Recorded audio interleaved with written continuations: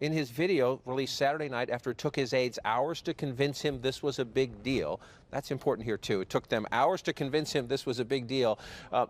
He doesn't say in the video that I never did this. Right. He never says I never did this. And he's bragging about, I'm going to say it one more time, he's bragging about things that people go to jail for. I've been in a lot of locker rooms. Men say stupid things in locker rooms. Men say inappropriate things in locker rooms. Men do not talk about committing crimes in locker rooms, or if anybody brings it up, the grown-up on the team pushes that guy against the locker room and tells him to shut up.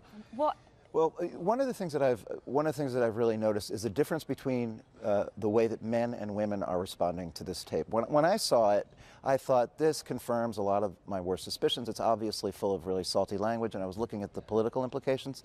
But when I've spoken to the women who I work with and the women in my life about this, there's a real sense of disgust. And it doesn't just have to do with the fact that this was a crime.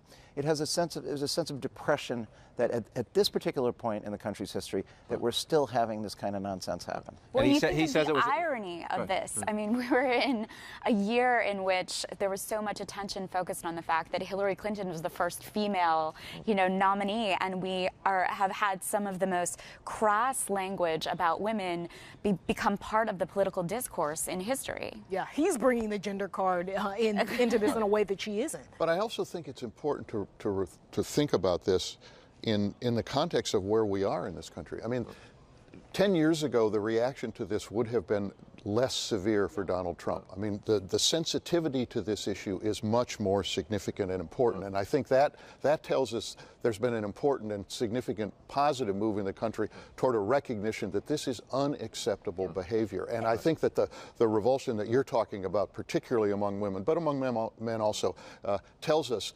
that we are in a different place.